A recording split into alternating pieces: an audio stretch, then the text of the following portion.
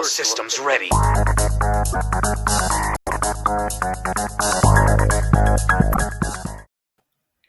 Hey everybody, it's the Master Rules Lawyer, and I'm coming at you with a market watch.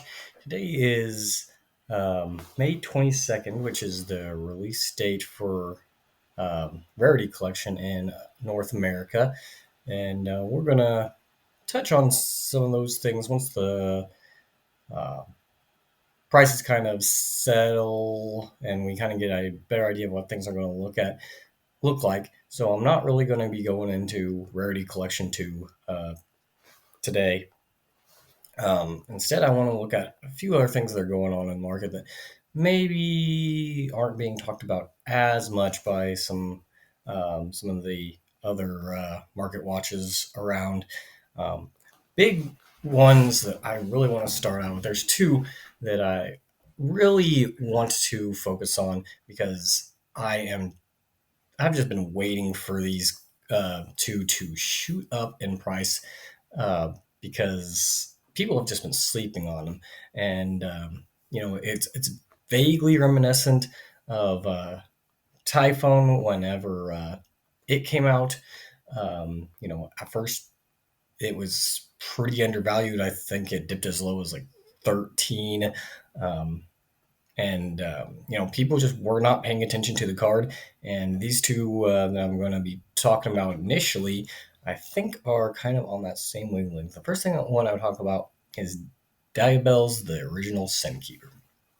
Now, Diabelle's is a walking anti-spell fragrance, um, and it fits quite well into um, the Sinful Spoils, you know not Fire King really anymore. Snake Eyes really more than Fire King. That is still the most prominent deck in the meta.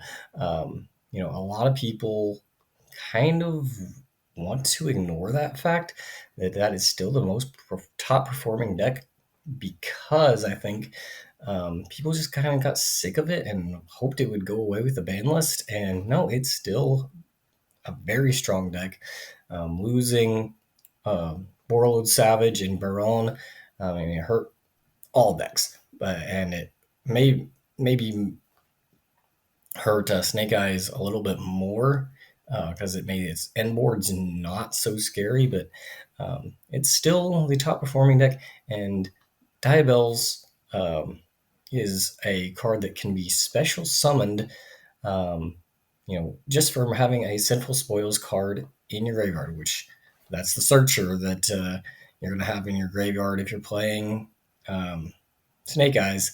That's the wanted keeper of Sinful Spoils. That's the card that you need in there. It's very easy to get into your graveyard for a free special summon and have a walking floodgate, and also has the ability that if a spell trap becomes set on the field while this card is in the monster zone, you can target one card you control and one card your opponent controls, destroy them both.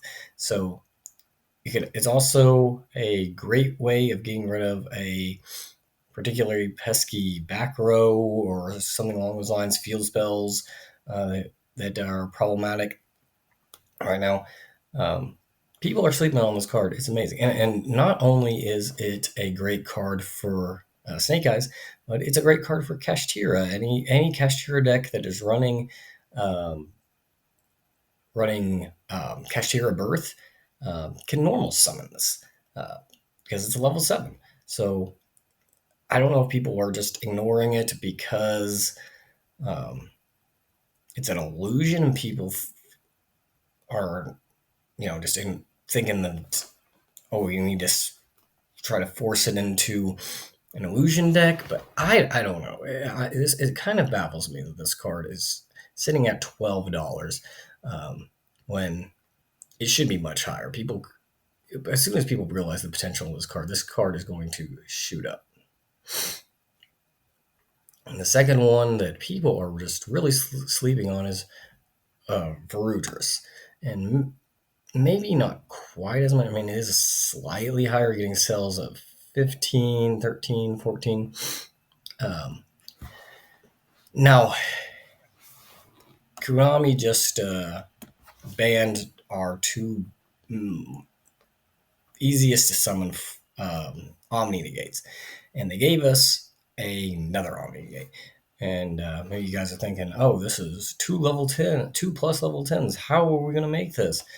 It's actually pretty simple, especially with Ubel being getting a lot of steam in the meta, becoming a pretty decent option. And that deck is only getting more support, only going to be better. It's going to be one of the top decks coming forward.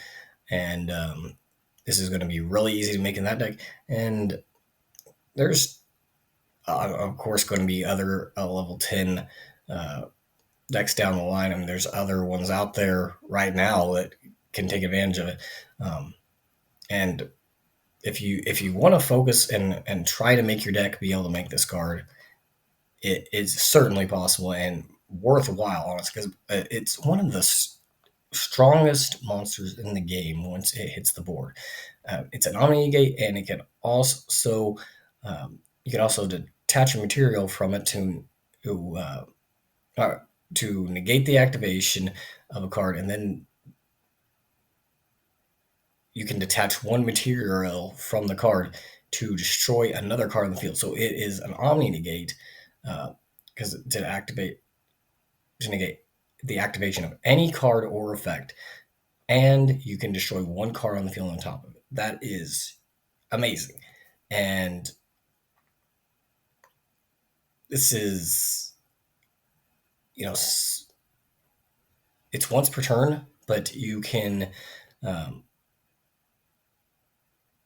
uh, you can use it multiple times. If you use more than one level 10, more than two level 10 monsters to create it, you can use this as many times as materials as you have on this card.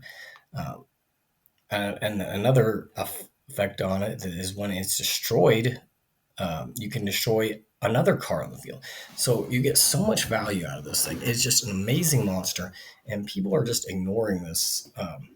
I did notice that the quarter centuries of Diabels and Perudris are doing a little better. So maybe the people who are catching on are saying, okay, I'm just going to go ahead and buy the highest rarity because these people maybe they figured it out and they just know that this is going to be um, valuable, so they're not wasting their time. Maybe I kind of wish I did because Diabels I know for a while was sitting at 70. Varudras I don't think it ever got that low, but I've been contemplating doing the same thing, picking up the quarter centuries because um, they both are extremely good bets, if you ask me. That's just my thinking. While we're on the subject of Ubel, I want to talk about Nightmare Throne because there is the engine that is going to be so splashable when the new Phantom of Ubel um, fusion monster comes out here soon. I believe it's out in Infinite Forbidden, and the cards that you're using to make it are Nightmare Throne, the new fusion, of course, Spirit of Ubel, and I think just a standard Ubel. And so Nightmare Throne has been doing pretty solid since it came out. It looks like, and at one point it dipped way down to around $24, but then it shot back up. It's kind of been all over the place though, as far as prices go. So you can snag one for 24 right now with somebody with 0%. I might actually want to grab that because they've got two of them. Because this card is only going to be getting more and more popular right now, or in the near future.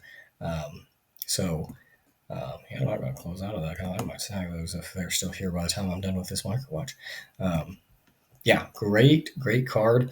And yeah, Spirit of Ubel, another one to snag early. It's only sitting about $2 right now. It's part of the part of the engine that a lot of people are going to be trying to splash in here. Um, Probably going to be. I would not be surprised if it ended up being a double digit card um, once that happens. So it is a super rare. So maybe not. Maybe maybe $6 to $8 might be a more reasonable price, but um, just wait. I mean, people are kind of sleeping on Ubel a little bit here, and they're they're worth picking up right now when it's cheap.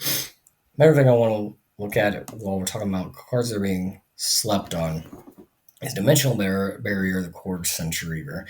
The reason why I say it's being slept on is because if you look at Rarity Collection 1, you can look at pretty much all the major cards that are staples in the current meta. And I say in the current meta, and the quarter centuries are going quite high.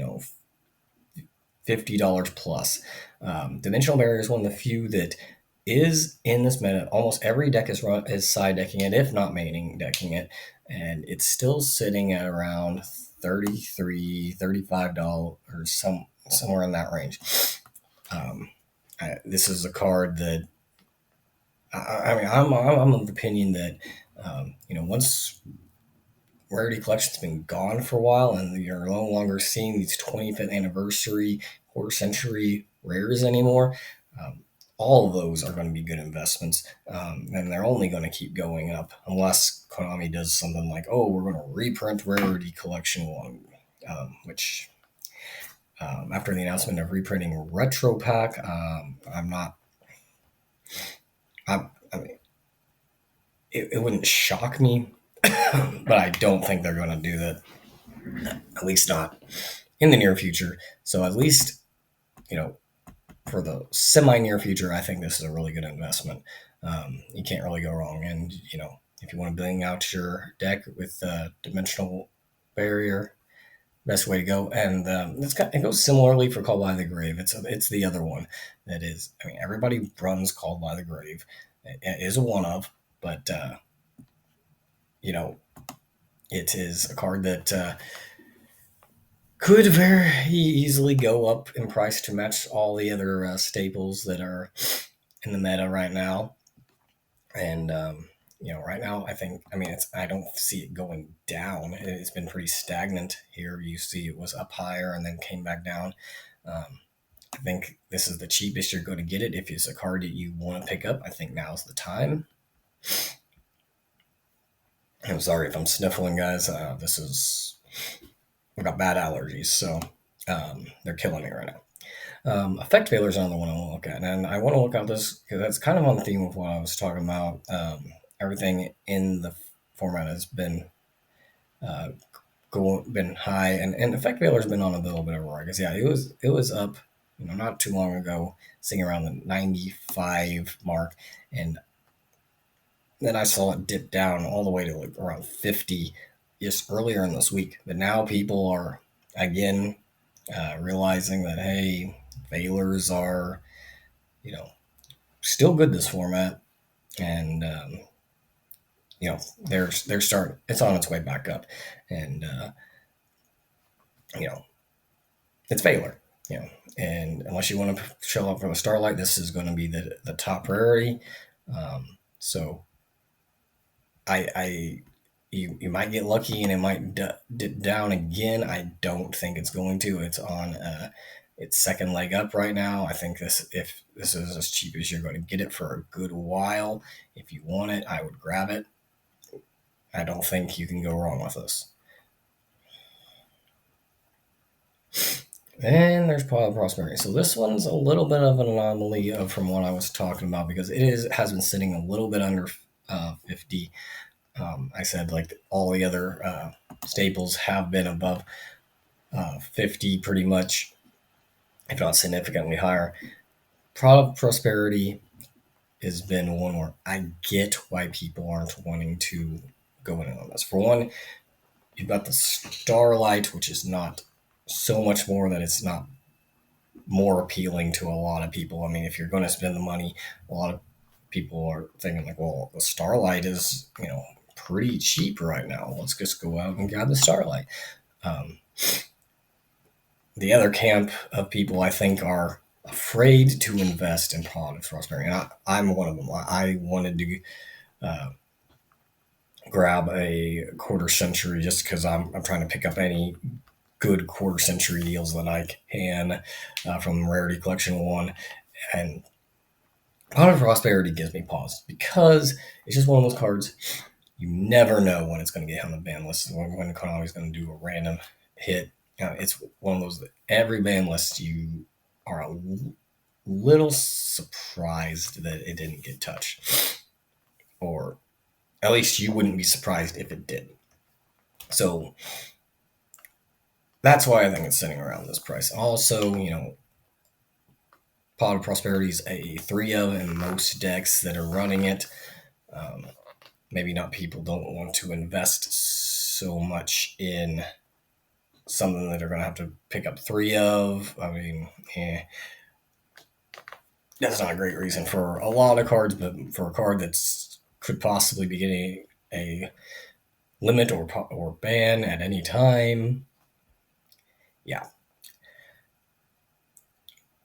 Then yeah, Forbidden Droplet, keeping on with this theme of talking about uh, cards that are in the meta that are quarter century, and it has dipped down a little bit. It was sitting around like 60. It's now at 55.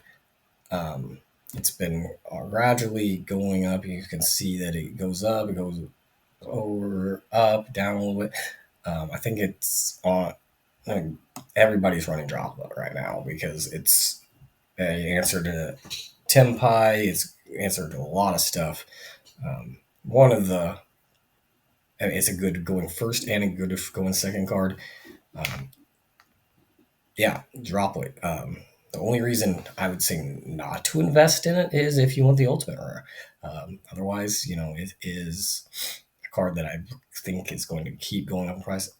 It is a card that goes shift in and out of the meta. So if it goes out of the meta again, maybe you can pick it up for this price again. But I think it's going to keep going up for the foreseeable future, especially as long as Tempai is a thing, for sure. So keep an eye on this, and just to look at the ultimate rare here, as comparison. I mean, it is the cheaper option. So if you are torn between the two, you can get quarter century for about half the price. Um, a lot of I know some people strongly prefer the ultimate rares, non-rarity collection 1 ultimate rares, I should say. The OTS tournament pack cards. Some people have a strong preference. If you don't, though, and you just want a high rarity, quarter century is probably the way to go. But yeah.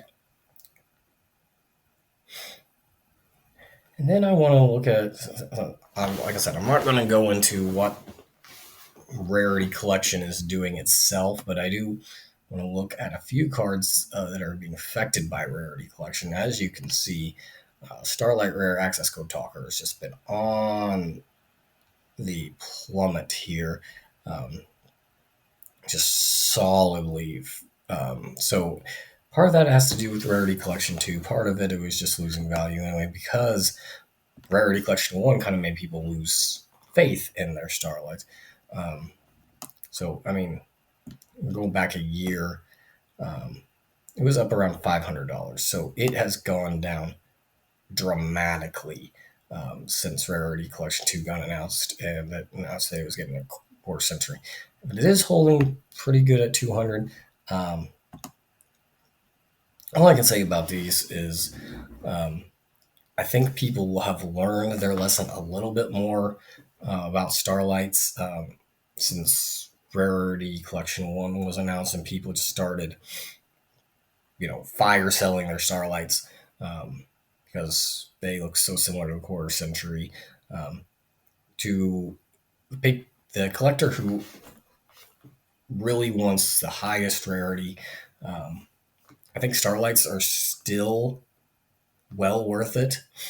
And I think a lot of people are realizing this, because I've noticed this with quite a few of the high rarity like starlights and cards that otherwise had high rarities, like you know other ultimate rares and from the OTS packs and such. They're not going down as much as what happened with Rarity Collection 1, because I think a lot of people just said, hey, you know what? We saw what happened with Rarity Collection 1. A lot of the Starlights started to bounce back. And so a lot of these people are just, who have these Starlights, are just saying, hey, heck no, I'm not selling it for this price. I mean, I'm content to hold on to it. I'll either eat the bullet and I'll just hold on to the card, or it'll bounce back and I'll sell it at a later date when people start to appreciate the Starlight Rare a little bit more. But that's I guess my whole opinion on Starlight Rares when it comes to Rarity Collection and just reprinting these cards in a similar rarity in the quarter century secret rare. Um, I think Access Code, a lot of these other cards, you you have the power to determine how much you guys want to let this card lose value. You want to get afraid, you want to fire sell, you want to lose money. I mean, that is something you can do. But I mean, if people just say, no, I'm not going to fire sell my card, I'm going to hold on to it, I'm going to, you know, I'm just going to take my chances, cards are going to hold more value because people aren't panicking selling. And for the people who really want that Starlight Rare, which do look nicer, and people who want that top rarity, and there's always going to be the people out there that do want that top rarity, even if there is a similar comparable rarity. Hold on to it, people. Just hold on to it. You have the power to shape this market. Similar thing with Red Eyes Dark Dragoon. Um, it was a little, came a little bit more as a surprise to people. It didn't really come as a surprise to me, and this is one, like, I personally have a Starlight Red Eyes Dark Dragoon, and a part of me was thinking, yeah, this this could end up being reprinted, but I didn't pull the trigger. Part of me just, I think it was wishful thinking that it wasn't going to get touched, even though I think I knew it in my gut that it was going to. I still held on to it, and it has dropped in price, but not as much as a lot of people might expect. It's still sitting around 150, and honestly, for me, I'm not letting mine go for 150. I was, willing to sell it for 200 plus, around, which is what it was around, 200 to 250, somewhere in that range, what it had been selling for. But 150, no. I mean, I'm happy to hold on to it. I'm not worried about it. It's either going to bounce back, or hey, I get to know that I've still got the highest rarity version of the card. So, people do with that what you want to do with that. You know, if you really need money, I mean, 150 is not bad. Okay, now we're going to get off some of the high rarity stuff, and we're going to go looking at just some other things that are more meta relevant. Destructive Daruma Karma Cannon. This is a card that's getting really relevant in the meta right now, especially against like Tenpai and a lot of stuff. It's just very applicable to most of the decks that you're seeing that are making the top cuts. You see here, it did hit up close to double digits right there, and then dipped down. You can see a slight trend back upwards, and yeah, I think this is your last chance to get it before it's a double digit card. I think that's just my opinion. Um, yeah, so card already got a reprint in the tens and not getting a reprint probably soon. So if you think you might want to play it, I'd snag it pretty quickly. And oh boy, do I hate talking about Heat Wave, because as we know, and the common's about the similar price. But this a common silver rare there you're looking at anywhere from 12 to 15, 18, and we're looking at mod play, light play. Um, this card needs a reprint. This is another one where Konami just completely dropped the ball. Um, didn't give us what we needed when this one maybe they didn't see it coming. Um, like Trident Dragon, which we're going to talk about here in a second. But this card needs a reprint in an OTS pack as a common or something to bring down the price. I mean, even a speed dual common, you know, it's just so pricey. We need another reprint, Konami, because it'll make it happen. And yeah. And we're just looking at Trident Dragon. And of course, a reprint finally got announced for this, but it's not until the 10s, and it's in a massive set where who knows what the pull rates are actually going to be. Will it actually bring down the price that much? Who knows? I have similar concerns about SP Little Knight. But yeah, you've got the ultra rares sitting at a. I mean, you can get some damaged ones for when you first light play, you're looking at 105 and 107, getting 110 near it, and that's the ultra rare. If you want to look at the secret rare, hey, you can get a heavy play for 70 if you just need access to the card. Otherwise, you're looking at around $100 for the secret. But I mean, at that point, you might as well just invest in the ultimate rare and pay another $60. So because if the card does go down significantly in price with this reprint, it's the ultimate rare that's going to retain its value a lot better than these others. This reprint that's coming in is going to likely tank the price of the others, whereas the ultimate rare might still have a fair amount of value. Might hold on to the majority of the value here. And this thing's always been money. I sold an ultimate rare Trident Dragon years ago for like $120. So I mean that was before there was any hype with it. So it's not surprising to me that it has the price that it does. I don't think the ultimate rare price is unreasonable, and yeah, I mean it's still a raging battle. Ultimate rare, yeah, it's a hard card to get. Not a terrible way to invest your money, in my opinion. Finally, we're getting a reprint of Crossout Designator, and you can see how the mighty have fallen on here. Look how that price is plummeted. Yeah, I just wanted to point that out. Still might be room for this card to continue to go down. Even if people don't want to buy the quarter centuries, just platinum secret rares do look nice.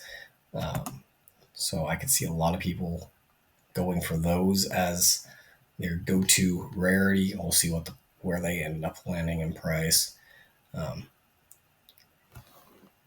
we're gonna ghost over the ultimate rare in the original art, and this card, weirdly enough, has just been going up. Well, not that weirdly because this is a big format for it. It's one of the more useful hand traps, and yeah, it didn't matter that the reprint got announced in Rarity Collection 2. We got a quarter century in the alt art. And that's one thing I think really has affected Ghost over Snow Rabbit Ultimate Rare here, is that it's the original art. A lot of people don't like the alt art as much. So people are just saying, hey, I'd rather have my Ultimate Rare. I'm of the same opinion. I'm kind of tempted to pick one of these up as well. So this card could just continue to go up despite the reprint Rarity Collection 2 there. But um, yeah, well, that's all I'm going to be talking about as far as Market Watch today. Drop a like and subscribe if you don't mind. Uh, Working on getting some followers and a community going here. So if you guys like what you hear, definitely drop me some suggestions for future market watches or other future videos you would like to see. And I hope to be back here with another video for you guys on Rarity Collection 2 here in a day or two whenever the set has cooled down a little bit. But yeah, until then, you guys have a great one. And just remember, if times are tough for people all the time. We're all going through things that sometimes they're private battles that other people don't know. Just remember, you know, we're all going through something, and don't try to fight your battles alone. Reach out to someone. Um, Chances are you got someone who cares that's willing to talk to you, and just remember, you know, everybody's got something positive to bring into the world, and try to focus on those things, and just remember, uh, you're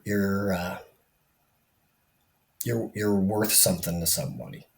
And I don't know, that's just something I felt like putting out there, guys. Trying to put some positivity. I'm a big proponent of mental health, um, and if you're not personally going through something rough right now, chances are there's someone close to you that is. Reach out to your friends, tell them you love them, give them a hug. You never know what the people closest to you might be going through. So anyway, that's my piece. You guys all have a good one, and yeah, I'll catch you on the next one. Yeah, just the blue eyes, here, for 850. After that, lowest you got is 1200. Man, I'm glad I bought mine at 500. I wish I'd picked up more on it. These sort of things, you never know what they're gonna do. Sometimes the product completely tank, and you'll basically just been throwing away your money. Other times it really takes off, and it's more than doubled in price in a very short amount of time, and really no reason to suspect that they are going to um, go down. So, you know, great collector's piece. I'm super happy with the one I got. Um, it's every bit as cool as anybody might suspect it is. So, you know, if you really want to get one of these, I don't think it's going to go back down. If you're going to have to just bite the bullet and grab it. I mean, you got two sitting here around 1200, and then you're up to 1450. If you want one and you don't have one, um, you might have to grab it now. I mean, I've not checked eBay. Maybe eBay's got some better deals over there, but um, yeah. Well, that's all I'm going to be talking about as far as Market Watch today. Um, Drop a like and subscribe if you don't mind. Uh, Working on getting some followers and a community going here. So if you guys like what you hear, definitely drop me some suggestions for future market watches or other future videos you would like to see. And I hope to be back here with another video for you guys on Rarity Collection 2 here in a day or two whenever the set has cooled down a little bit. But yeah, until then, you guys have a great one. And just remember, if times are tough for people all the time. We're all going through things um, that sometimes they're private battles that other people don't know. Just remember, we're all going through something, and Don't try to fight your battles alone. Reach out to someone. Um, Chances are you got someone who cares, that's willing to talk to you. And just remember, you know, everybody's got something positive to bring into the world, and try to focus on those things. Um, and just remember, uh, you're you're uh, you're worth something to somebody. And I don't know, that's just something I felt like putting out there, guys. Trying to put some positivity. I'm a big proponent of mental health. Um, and if you're not personally going through something rough right now, chances are there's someone close to you that is. Reach out to your friends, tell them you love them, give them a hug. You never know what the people closest to you might be going through. So anyway, that's my piece. You guys all have a good one, and yeah, I'll catch you on the next one.